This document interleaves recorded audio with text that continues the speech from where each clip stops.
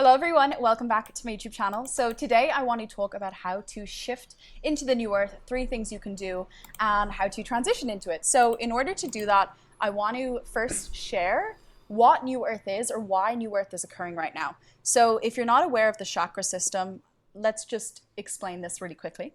There are energy centers in everyone's body that govern different parts of our reality, different parts of our life. And all these chakra systems, these energy systems, create up the whole of who we are as a person.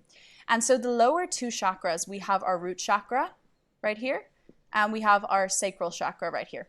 These are 2 of our lowest chakras that reside in the pelvic region, the root, the sexual organs, and our belly button, that kind of area. And they're responsible for our sexuality, our creativity. And so when we think of the earth as a whole, right now on earth, the world is being governed by a lot of distortion, a lot of compliance, a lack of expression, because the root and the sacral are all about your expression, your feminine expression, your masculine expression, who you are, expressing yourself through color, through words. The world has moved into this kind of lack thereof expression. What do I mean by this? There is a lot of compliance. We're kind of just growing up in this world in school, and we watch the news and we just kind of comply, and we're like, this is the way the world is. And instead of really questioning things and then marking our territory or marking our opinions. So the opposite of this is kind of compliance. We're all just complying to the way the world is. We're complying to all this. Whereas the opposite of compliance is expression, is questioning things, is standing up for ourselves, is expressing who we are before society told us who we had to be. So expression is really got to do with these 2 lower chakras. And how I see the world right now is there is a lot of systems that are moving onto the world right now that are basically trying to dilute people's expression through hijacking the root chakra and the sacral chakra. So we're talking about the music industry. The music industry is a big one. I love music more than the next person. Like, I love all types of music. I love R&B, but I've noticed the mainstream music moving into this world right now is very distorted. It's very tainted. The music has a very weird frequency behind it because we all vibrate at a specific frequency. A lot of frequencies beneath the music are disrupting our root chakra.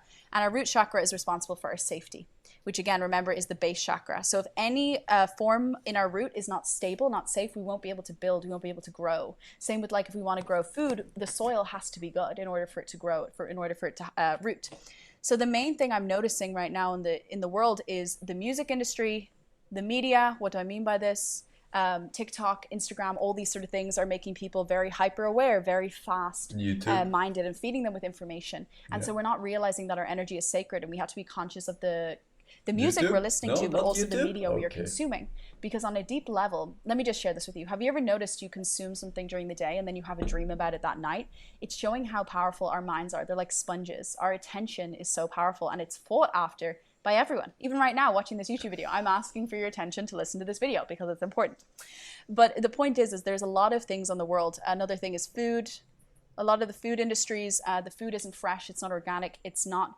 A lot of the food isn't meant to be in our bodies. Like even, oat milk, soy milk, all these milks that we have in coffees all the time, they're carcinogens. They create cancer cells, and they're just so bad for you. And I know how addictive they are because I was addicted to oat milk coffees for such a long time. So there's a lot of things in our day-to-day life that is not fulfilling our true nature, our true health. Another thing we have is we're living kind of in an emotionally numb world. A lot of emotions are darkened, they're diluted. We're not told to express ourselves. So a lack of expression, like don't cry, don't feel, don't speak about this, keep it hush hush. We have a lot of good girl programming. Good girl programming is this idea that if we are good, we will be rewarded by a higher power. Not that we're not good, but like we'll just have to act super kind and nice. Okay, let me preface that again.